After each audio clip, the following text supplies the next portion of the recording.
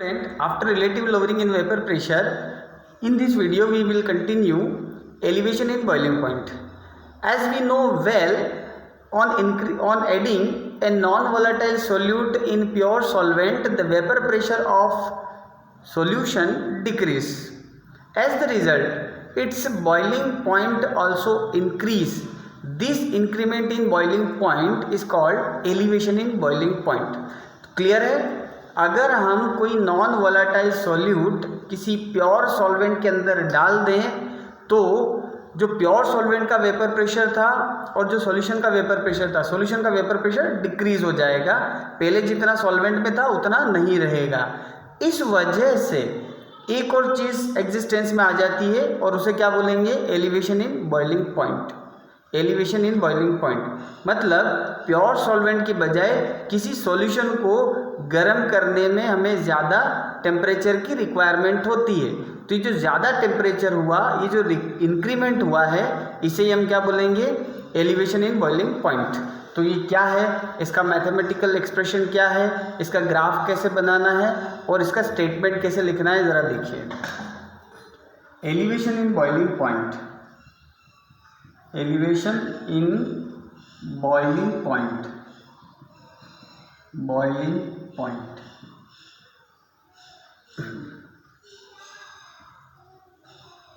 Now statement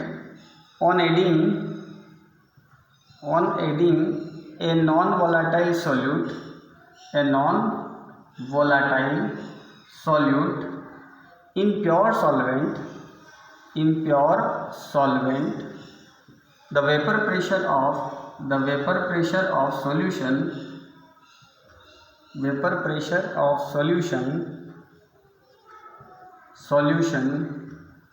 decrease. Vapor pressure of solution decrease. Hence, we need more temperature. We need more temperature to boil it. This extra temperature is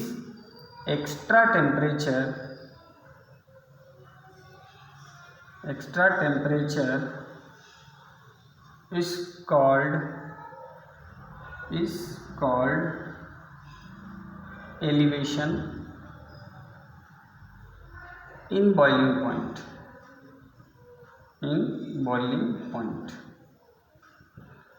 तो सबसे पहले हम लोग boiling point को समझ लें। Boiling point क्या होता है? स्टूडेंट, ऐसा टेम्परेचर, अगर मैं स्टेटमेंट इस तरीके से दूं कि ऐसा टेम्परेचर जिस पर कोई लिक्विड बॉयल होने लगे, तो ये क्या होगा? थोड़ा सा रॉन्ग वे में जाएगा। लेकिन बॉयल होते समय कोई भी लिक्विड अगर बॉयल होता है तो उसका वेपर जो होता है, उसके वेपर का जो प्रेशर है वो एटमॉस्फेरिक प्रेशर के इक्वल आ जाना चाहिए। मतलब कहने का यही है कि ऐसा टेम्परेचर जिस पर किसी भी लिक्विड का वेपर प्रेशर, वहाँ के उस सराउंडिंग कितना प्रेशर है, वहाँ एटमॉस्फेरिक प्रेशर कितना है।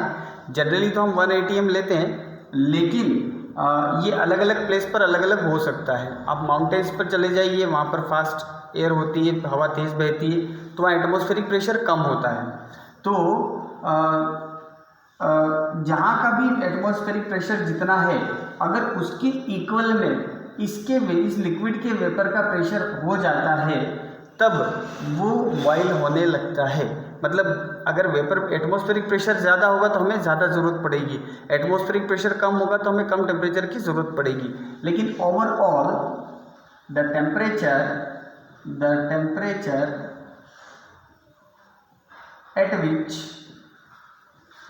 at which vapor pressure of liquid becomes equal to atmospheric pressure,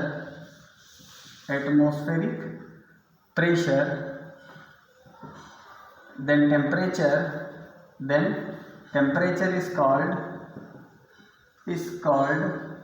boiling point. ये एक्स्ट्रा में मैंने आप लोगों को बताया क्योंकि बॉइलिंग पॉइंट क्या होता है ये अपने को पता होना चाहिए। तो वेपर का जो प्रेशर है वो इक्वल हो जाना चाहिए एटमॉस्फेरिक प्रेशर में। तो वो जो टेम्परेचर है जिस पर ऐसा हुआ है उस टेम्परेचर को अपन क्या बोलेंगे, बॉइलिंग पॉइंट। तो ये हमारा स्टेटमेंट हो गया। अब ये कैसे हुआ, क्या हुआ, ये सब अपने को एक ग्राफ के थ्रू समझना है, एक्सप्लेन करना है। मैं बना रहा हूँ ये। स्टूडेंट, मैं यहाँ पर वेपर प्रेशर और टेम्परेचर के बीच में एक ग्राफ प्लॉट करता हूँ। इधर मैं टेम्परेचर ले रहा हूँ, टेम्परेचर, और इधर वेपर प्रेशर। ये एटीएम, ये केल्विन, एटीएम डिग्री सेल्सियस ले सकते हैं अपन लोग। अब नॉर्मली अगर बात करें तो सपोज कि यहाँ मैं मेंशन कर देता हूँ 0 डिग्री सेल्सियस। ये है 0 डिग्री सेल्सियस या ओरिजिन। नॉर्मली क्या होता है, जैसे रूम टेम्परेचर की बात करें तो रूम टेम्परेचर कहाँ है, यहाँ रूम टेम्परेचर सपोज करते हैं 25 डिग्री सेल्सियस है। और इस जगह कोई भी लिक्विड अगर आप रख दो, कल पुराने वीडियो में मैंने बताया आपको कि अगर कोई भी लिक्विड रखा है तो डेफिनेटली वो कुछ वेपर बनाएगा। मतलब वो अगर कुछ वेपर बनाएगा तो उसका कुछ वेपर प्रेशर होगा, उसका कुछ न कुछ इनिशियली वेपर प्रेशर होगा एक पर्टिकुलर टेम्परेचर पर, ये इस तरीके से। लेकिन अगर उसी, जैसे मान लो कि ये रखा हुआ है, अपने पास एक जार रखा हुआ है जिसमें कुछ लिक्विड है, वाटर है, और इसको ढका हुआ है, अपन ने इसको ढक रखा है, तो इसकी कुछ वेपर्स तो बनेगी। तो सपोज करते हैं कि रूम टेम्परेचर पर कुछ वेपर है। अब क्या करना स्टार्ट करते हैं, इसको बॉईल करना स्टार्ट करते हैं, इसको गर्म करते हैं। तो गर्म करने से क्या होगा, इसकी वेपर और बनेगी और वेपर प्रेशर भी बढ़ेगी, और हम क्या बढ़ा रहे हैं साथ साथ में टेम्परेचर। हम इसको इंक्रीज करते गए, एक पॉइंट हमारे पास ऐसा आएगा कि जो लिक्विड है ये बॉईल होने लगेगा। यानी अगर मैं वेपर प्रेशर की बात करूँ, एटमॉस्फेरिक प्रेशर की बात, ये एटमॉस्फेरिक प्रेशर है 1 atm ले लो चाहो, तो यहाँ पर क्या होगा कि ये बॉईल होने लगेगा। और अगर बॉईल होने लगेगा तो ये जो पॉइंट आया जहाँ पर इसका वेपर प्रेशर 1 atm की इक्वल हो गया, उसे बोलेंगे हम इसका बॉइलिंग पॉइंट। इस लिक्विड का बॉइलिंग पॉइंट ये होगा। वाटर के लिए सपोज करें कि ये 100 डिग्री सेल्सियस है। ओके, ठीक। अब ये एक एक्सपेरिमेंट हुआ, फिर से समझाता हूँ। मान लीजिए यहाँ मैंने 0 डिग्री सेल्सियस प्लॉट कर रखा है और मैं रूम टेम्परेचर पर रखा है, मेरा रूम का टेम्परेचर है 25 डिग्री सेल्सियस। तो इस रूम टेम्परेचर पर इस लिक्विड की कुछ वेपर होगी और कुछ टेम्परेचर होगा। यहाँ पर कुछ वेपर है इसकी, और कुछ यहाँ पर वेपर है कुछ इसकी, और यहाँ कुछ टेम्परेचर है। अब मैंने इसको बॉईल करना स्टार्ट किया, गर्म करना स्टार्ट किया, तो क्या होगा, इसका टेम्परेचर धीरे धीरे इंक्रीज़ हुआ और वेपर प्रेशर भी इंक्रीज़ हुआ। और एक पॉइंट आया, मैंने इसको तो रिमूव कर दिया यहाँ से, उसके बाद मैं इसको बॉईल कर रहा हूँ। उसके बाद क्या होगा कि ऐसा एक पॉइंट आ जाएगा जहाँ पर ये जो लिक्विड है ये बॉईल होने लगेगा। यानी इसका जो वेपर प्रेशर है वो किसके इक्वल हो जाएगा, एटमॉस्फेरिक प्रेशर के। ये इतना यहाँ तक आया। अब क्या करें, उतने ही अमाउंट में हम वाटर लें। अभी जो भी लिक्विड हमने लिया उतने ही अमाउंट में वो लिक्विड लें, वाटर लें, और उसमें कुछ हम सॉल्ट डाल दें। सॉल्ट सपोज NaCl डाल दिया, ग्लूकोज डाल दो, शुगर डाल दिया। अब ऐड करने के बाद अगर हम यही एक्टिविटी इसको हटाकर इसके साथ करें तो यहाँ पर जब इसकी वेपर में चेक करूँगा उतने ही टाइम के लिए, तो इसकी वेपर उतनी नहीं बनेगी जितनी पहले थी। मतलब उसी टेम्परेचर पर इसकी जो वेपर है वो कम दिखेगी, उतने ही टेम्परेचर पर वेपर डाउन हो जाएगी, वेपर का प्रेशर डाउन हो जाएगा। तो ये तो हुआ लोअरिंग इन वेपर प्रेशर। अब जब इसे बॉईल करना है मुझे, जब इसे मैं बॉईल करना चाहूँगा, तब सपोज करें कि मैंने बॉईल करना स्टार्ट किया इसको और टेम्परेचर इंक्रीज़ हुआ। टेम्परेचर के साथ साथ इसका वेपर भी बनेगा। लेकिन इस बार क्या होगा कि ये जो लिक्विड है ये पहले से थोड़ा सा ज़्यादा पर जाकर बॉईल होना स्टार्ट करेगा। यानी कुल मिलाकर कुछ न कुछ टेम्परेचर में इंक्रीमेंट आ गया। ये देखिए पहले 100 पर था, आप सपोज करते हैं 100.1 पर ये बॉयल होना स्टार्ट हुआ, मतलब 0.1 डिग्री का इंक्रीमेंट इसमें आ गया, 0.1 डिग्री सेल्सियस का इंक्रीमेंट इसमें आ गया। तो ओवरऑल ये जो इंक्रीमेंट आया है, जो आप ये जो डिफरेंस देख रहे हो कि पहले प्योर का कितना था और अब सॉल्यूशन का कितना है, इसे ही हम बोलते हैं student elevation in boiling point, denoted by delta TB, elevation in boiling point. तो इसका फाइनल ज़्यादा होगा, इनिशियल कम होगा, ये बात ध्यान रखें।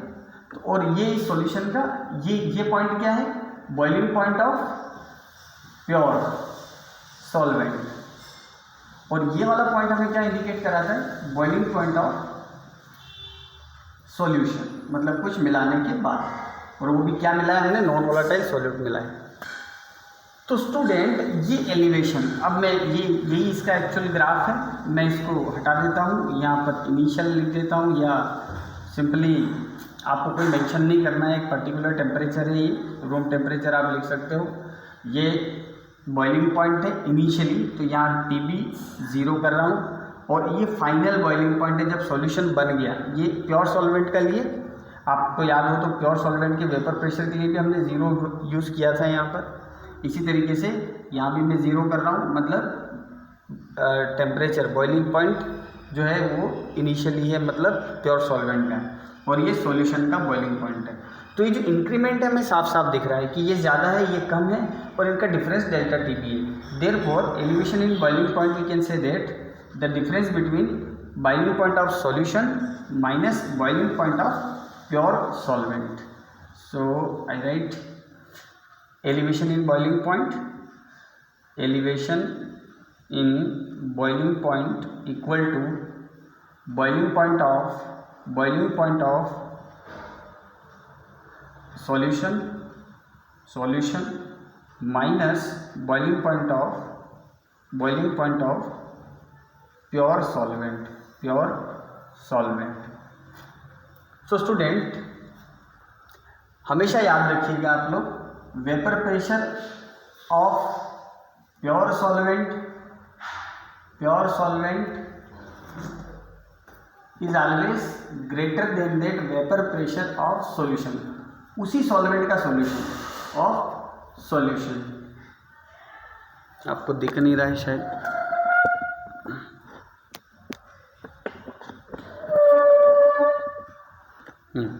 Vapour pressure of pure solvent greater than vapour pressure of solution.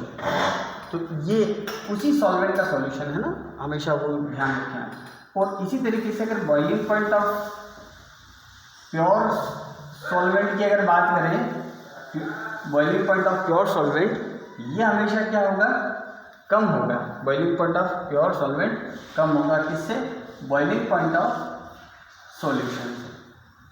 और इसका रीज़न क्या है, इसका रीज़न ये है, कैसा क्यों हुआ, तो उसका रीज़न ये है। ओके स्टूडेंट, तो ये हुआ। अब ये जितने भी हमारी कोलिगेटिव प्रॉपर्टी है, ये कॉन्सेंट्रेशन पर डिपेंड करती है, हमने स्टार्टिंग में ही बात कर ली थी। और कॉन्सेंट्रेशन हम प्रिसाइज मैनर में कौन सा लेते हैं, मोलालिटी। तो ये जो एलिवेशन इन बॉइलिंग पॉइंट है, ये डायरेक्टली प्रोपोर्शनल होती है किसके, मोलालिटी के। तो मैं स्टेटमेंट यहाँ पर मेंशन करूँगा इसको,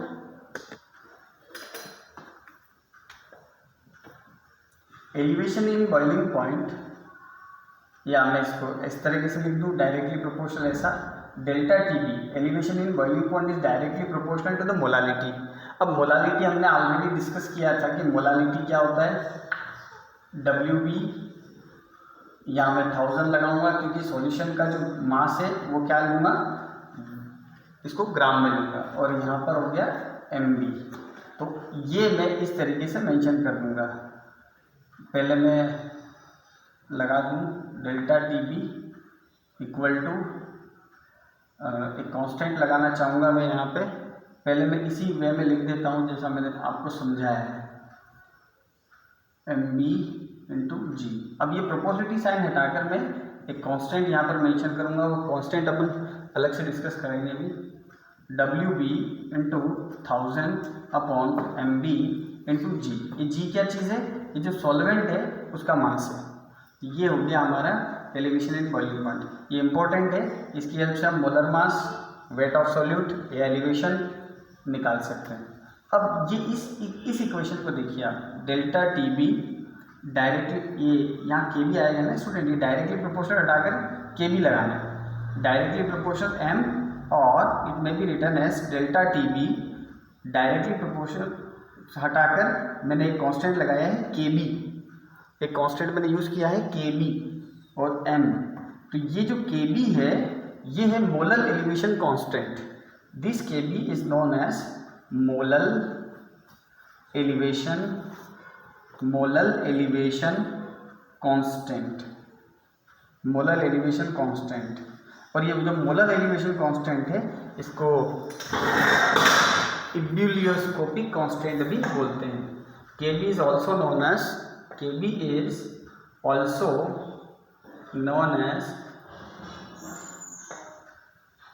इब्यूलियोस्कोपिक कांस्टेंट, इब्यूलियोस्कोपिक कांस्टेंट। तो कभी कभी ये डिफाइन करने के लिए आ जाता है कि Kb क्या चीज़ है। तो Kb अगर एग्जैक्टली आप देखेंगे तो delta T B upon molality, delta T B upon molality है। और ये जो है के बी हर सॉल्वेंट के लिए अलग अलग होगा। मैं यहाँ पर लिख दूँगा वैल्यू ऑफ के बी डिफरेंट फॉर डिफरेंट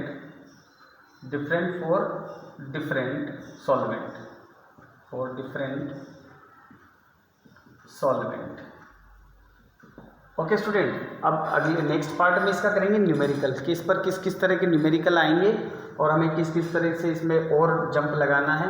जैसे ये डेल्टा टी बी रिमूव करके हम यहाँ पर वैल्यू पुट करेंगे और लॉट ऑफ वैरायटी की क्वेश्चन है इस पर, तो वो डिस्कस करते हैं फिर नेक्स्ट वीडियो में। Okay student.